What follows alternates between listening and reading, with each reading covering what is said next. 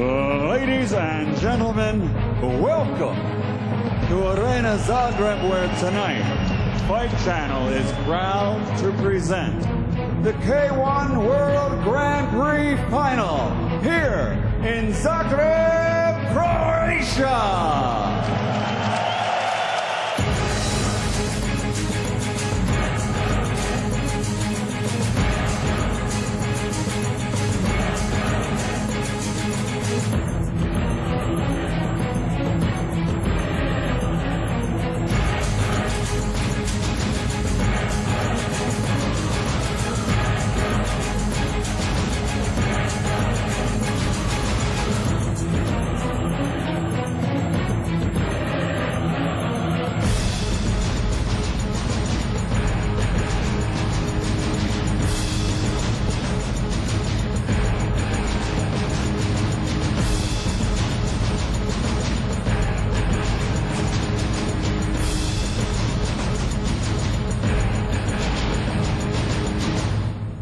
Semi-final K1 matches coming to the ring at this time.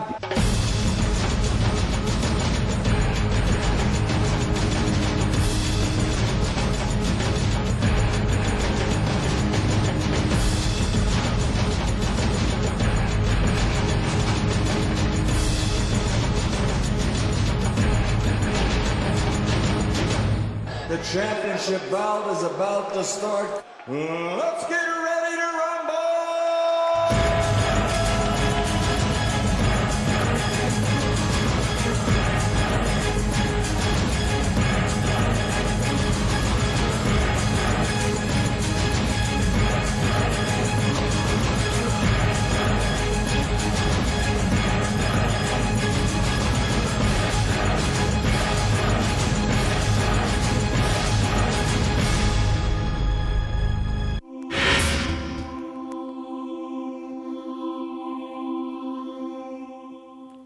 Dobro večer, prije svega ljubiteljima borilačkih sportova, jer večeras ćemo u Sportsku spiki krenuti upravo s time. Čast mi je pozdraviti čovjeka bez kojeg se naravno ovo što ste ukratko sada vidjeli u Areni Zagreb nikako ne bi moglo dogoditi. Riječ je gospodinu Orsatu Zovku. Dobro večer. Dobro večer. Orsate, jedan ste od najzaslužnijih što se ovo dogodilo u areni, pa evo 15.3. dakle prije 11 dana sve je završilo kao iz bajke za Mirka Filipovića. Kakvi su vaši dojmovi? Moram priznati sad kad ovo gledam, adrenalin malo ponovo poraste, ali iskreno, evo, mi još uvijek kao da lagano sanjamo, ali mislim da smo sve napravili. Zadnjih godinu dana ta cijela priča traje. Planski smo cijelu priču smo pripremili od momenta kad smo ja i Mirko počeli ponovo raditi prije nekih godinu i pol dana. Pripremili smo ga za neki povratak u K1. 2012. je završio na najbolji mogući način. Imao je 4 meča, 4 pobjede. Malo smo pojačali tim. Stipe Drviš je došao u tim i mislim da je definitivno jedna jako važna karika u ovoj cijeloj priči kad je što je Mirko osvojio K1. Evo, cijela priča se završila na najbolji mogući način. Doveli smo K1, finale K1 po prvi put u povijesti K1 da je final održan izvan Japana i eto, u finalu finala Kroka pobjedio. Ne može bolje. Vratit ćemo se na ovaj dio koji je interesantan kako ste pobijedili ostatak svijeta.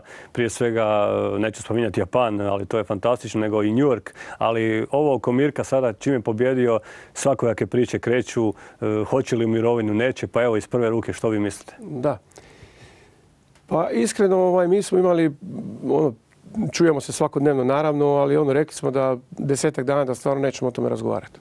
Da onda jednostavno da... Ja sad je 11 dana prošlo. Pa dobro, ali evo, sigurno još ovo do kraja tjedna nakon Uskrsa mislim da ćemo sjesti i vidjeti koji je plan za dalje. Naravno da možda nakon ove cijele priče, znači Mirko je K1 šampion, sad je bio je Pride šampion, sad je K1 šampion. To je, ne znam, nešto što da li će se opet dogoditi da to neko uspije ujediniti neke od takvih titula, teško je reći. Međutim, sigurno jedan od najvećih boraca u povijesti ovog sporta. Kako se sada Mirko nosi s situacijom da kao K1 šampion ima nevjerojatnih puno ponuda, sasvim sigurno, iz cijelog svijeta, a opet s druge strane zovu obitelji, zove ga da ostane kući, na neki način? Pa je, mislim, definitivno mi i prije ovog finala K1 mi smo već 4 borbe imali dogovorene. I to su fantastični uvjeti i ovo je sad samo pojačalo cijelu priču. Kažem, nakon Uskrsa ćemo sjesti i vidjeti što dalje.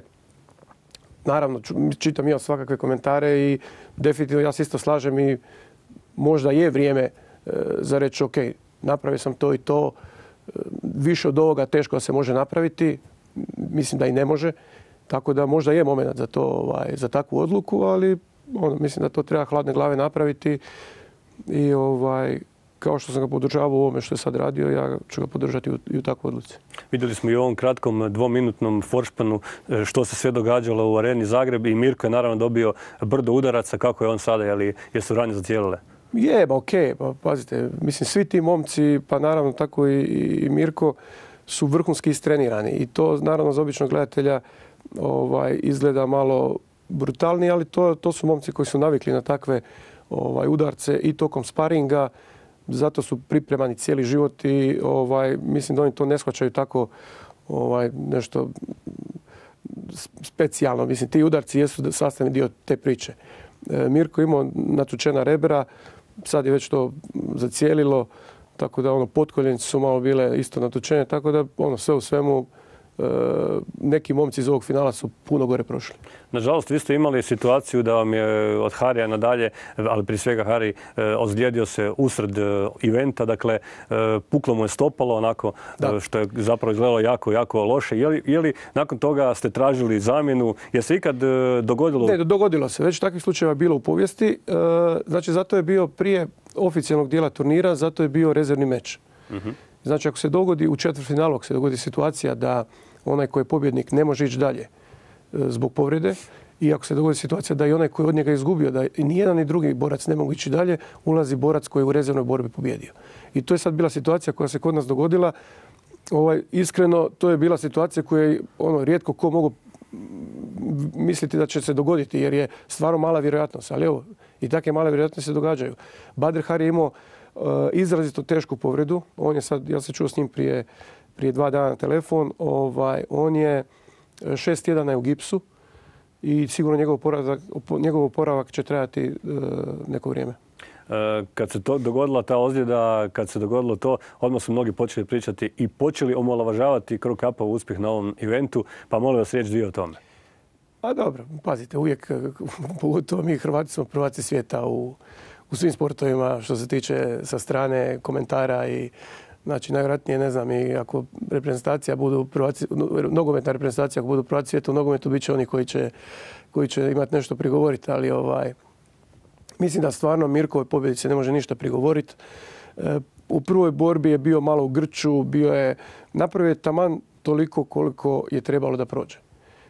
I to se pokazalo kao izrazito dobra taktika. To je bio plan koji je tim predvidio, znači prvu borbu da prođe sa minimalnim povredama. Ili ako može bez povreda, da je to najbolje. Znači taktika, apsolutno. To je sigurno taktika bila. Po meni savršeno odradio drugi meč. Znači protiv protivnika. Pavel Zuravljev je jedan od najjačih nokautera, u ovom momentu jedan od najvećih nokautera na svijetu. Jako opasan protivnik i po meni Mirko je s njim odradio fantastičnu borbu. Finale? Finale koji ispriča. Konačno je izvukao svoj high kick i mislim da ono stvarno, samo zločesti ljudi mogu nešto prigovoriti. Evo. Da, vi ste nam donijeli ovdje i upravo kad ste rekli ovaj high kick, podsjetilo me to na ovu divnu majicu koju možete osvojiti ako nas nazovete na broj telefona koji će biti na vašim ekranima. Isto tako dobit ćete i poklon potpisani katalog od strane Mirka Filipovića. Prema tome 060882266 i majica i katalog mogu biti vaši.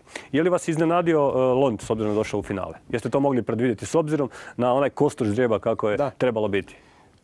A mislim, iskreno, me nešto Lond specijalno nije iznenadio. Ja Londa poznam već nekoliko godina. Jako puno mečeva sam ga gledao, uživo sam ga gledao jako puno. Tako da, naravno da puno ljudi je, ja sam isto možda malo više šanse dao Hezdi Gergesu u tom četvrtfinalu. Ali definitivno Lond je svjetska klasa, on je to dokazao i ja mislim da on tek svoje prave rezultate će tek pokazati. Halo, dobro večer. Dobro večer. Jedan ženski glas, ko je s nama? Štefica je. Bog Štefice, vi bi ovu majicu ili katalog ili jedno i drugo? Pa majicu, ako može i katalog. Pa jel može ostati i katalog? Pa može, evo, kad je Štefica u pitanju i majica. Onda dobro. Katalog. Jeste pratili Mirka i njegovo osvajanje K1? Pa gledala sam samo finale. Dovoljno, super, Dovoljno. onda ste sve vidjeli. Sve ste Vidjeli vidjeli, ste da. sada i u ovom sažetku kako je to zapravo izgledalo, podatke u režiji, hvala vam na pozivu. Hvala vama, doviđenja. Evo, Štefica je dobila majicu. Ovo kad ste rekli da ste očekivali možda od Gergesa nešto, je li on možda izgorio u želji da dođe do Harija, a na kraju ne bi došli ni do njega? Da. Može biti, jer stvarno mediji su veliki pritisak radili na njega, pogotovo u Amsterdamu.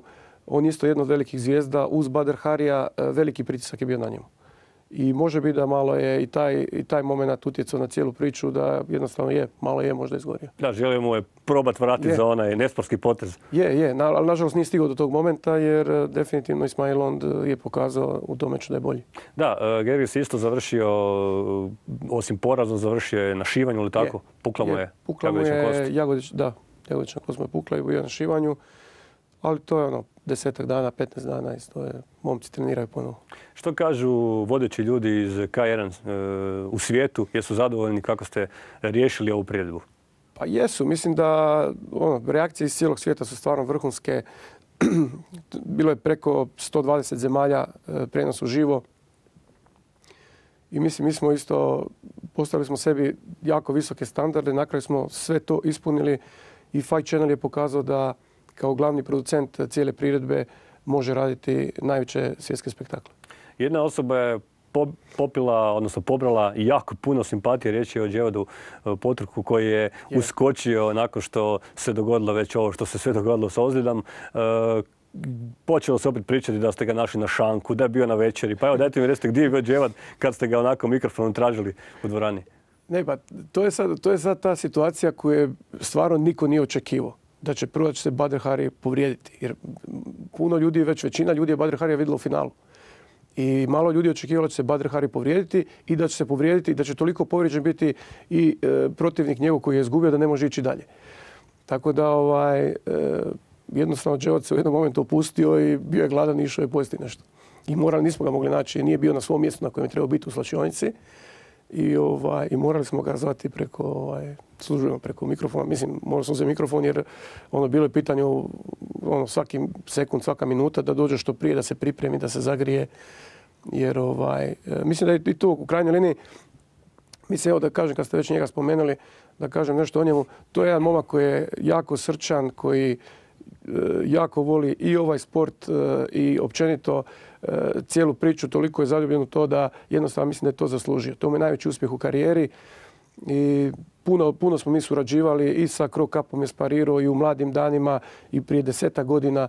Tako da on je isto u jednoj fazi kad isto nije se znalo što će dalje napraviti. Mislim da će biti još 2-3 godine sigurno na jednoj dobroj razini. I evo, sretan sam zbog njega jer ovo je sigurno kruna njegove karijere. Da, pokupio je puno simpatija i odlično odradio onu jednu rundu.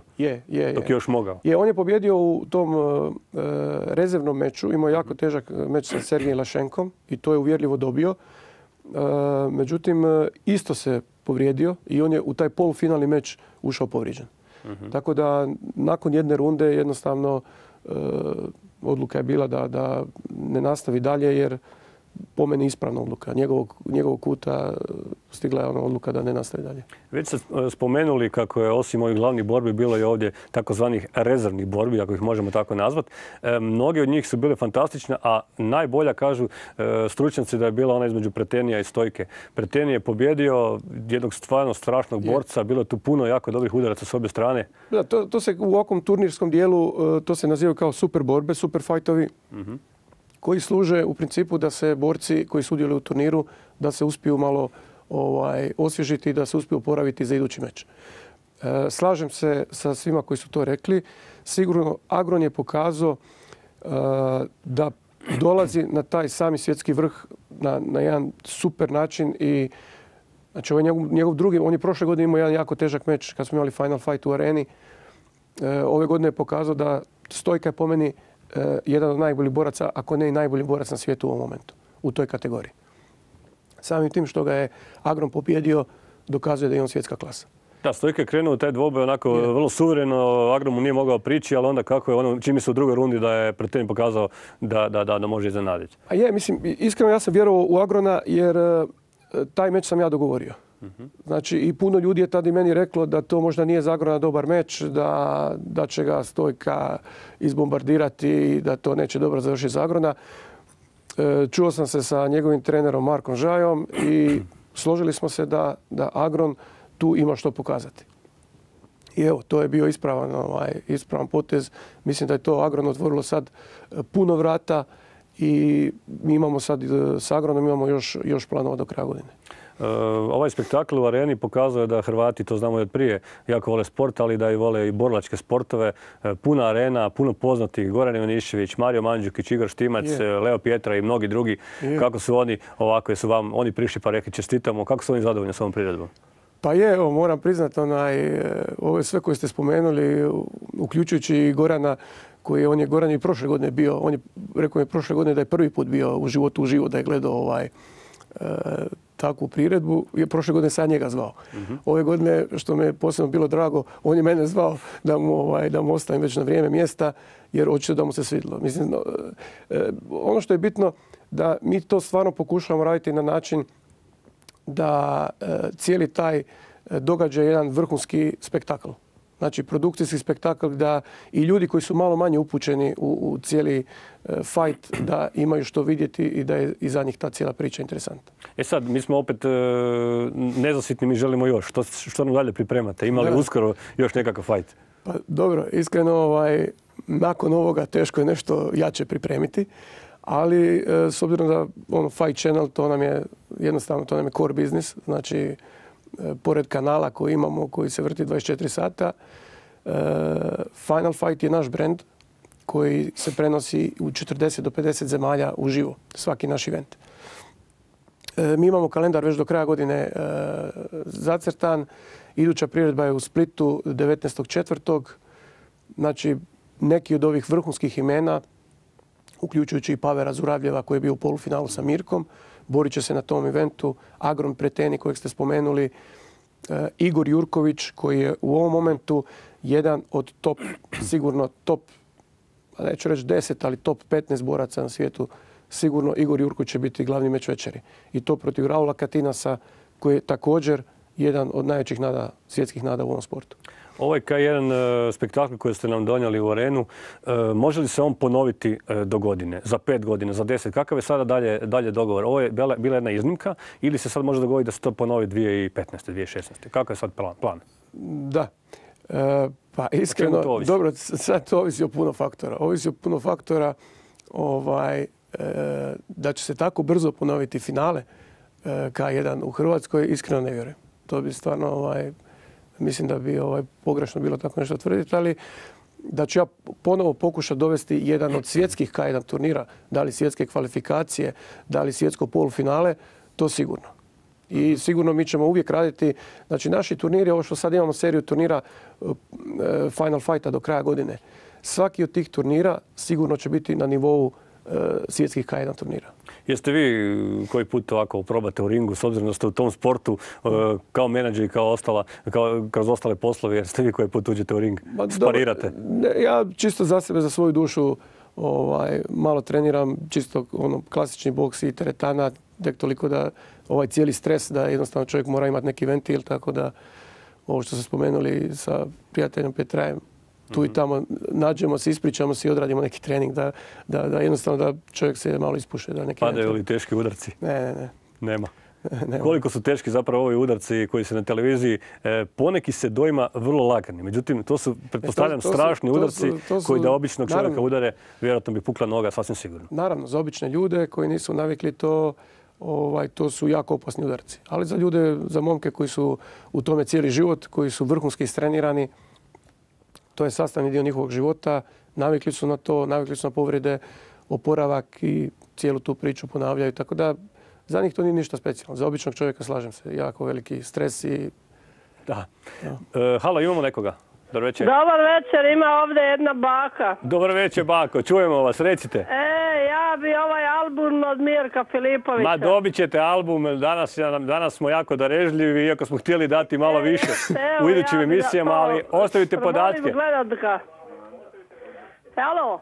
Čujemo mi vas, samo vi pričate. Hoćete adresu? Ostavite podatke u režiji i dobit ćete album. Dobro, hvala vam lijepo. Hvala vama na pozivu. Evo i bake gledaju. Dakle, samo žene zovu danas. Pa ne, mislim da ovo što smo komentirali malo prije, da ako smo malo poživije gledali tu cijelu strukturu publike u areni, da jako puno je bilo i djevojaka i žena i tako da mislim da to je generalno jedan događaj, jedan spektakl koji je bio interesantan, šire, ne mainstream, ne samo za neke hardcore fanove, za neke ljude koji su isključivo u tom sportu, nego za širu publiku mislim da to bio jedan interesantan događaj. Vratimo se još pred kraj, ono što sam na početak htio pitati, dakle, kako ste pobijedili New York ili Japan? Ukratko. Pa da, ukratko, evo, vlasnik Kajdan je bio 2 puta u Zagrebu, mi smo se upoznali prošle godine u Madridu ili u Barceloni, u Španjolskoj uglavnom, mislim Barcelona. I počeli smo razgovarati sve više i više, prezentirao sam u mogućnosti Fight Channela, vidio je na koji način razmišljam, koliko sam u tome duboko, da stvarno zadnjih više od 15 godina sam u toj cijeloj priči i ono što je možda bitno i što je možda presudilo u cijeloj priči, da nema puno tih producenata na svijetu koji su i u fajtu i u produkciji. Moj core biznis je televizija i produkcija i više od 15 godina sam plus u tom borilačkom sportu. Tako da uspio sam uvjeriti Mike Kima da ćemo to odraditi na najvećoj svjetskoj razini i evo, mislim, pored Madison Square Gardena, New Yorka, Brazila, koji je bio najveći konkurent, moram priznati, i što se tiče novaca i cijelog tog lobiranja. Evo, ja sam stvarno sretan i ponosan na cijelu ekipu Fight Channela i na naše partnere Media Pro i naše partnere koji su nam pomogli da tu cijelu priču napravimo na svjetskoj razini. Pred kraj razgovora opet se vraćamo na Mirka, naravno jer je to čovjek zaslužio, svaka mu čast. Vi ste na Fight Site HR-u stavili anketu, trebali Mirko sad se povući, trebali nastaviti, pa kakvi su otprilike rezultati, što mislite kako će ljudi? Vjerujem da ga ipak žele dalje gledati. Da, pa to je neki omjer, ja mislim negdje pola, mislim to je neka realna priča da nakon ovoga možda bi trebalo to napraviti. Ali kažem, treba još pustiti malo vremena, razmisliti o svemu, vidjeti sve opcije, jer mi praktički ovu godinu smo imali cijelu dogovorenu već prije 2-3 mjeseca.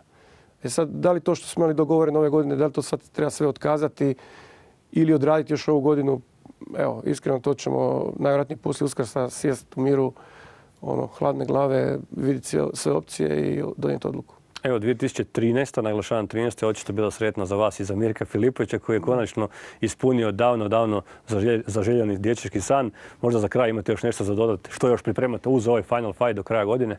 Pa je, ovo što se spomenuo, samo da se nadoveže na ovo, da istina da ja i Mirko smo počeli zajedno 98. godine i istina to je bio zajednički san i moj i njegov. I evo, samim tim još da mi neko tada govori da ću biti producent K1 svjetskog finala, najvjerojatnije bi se nasmio.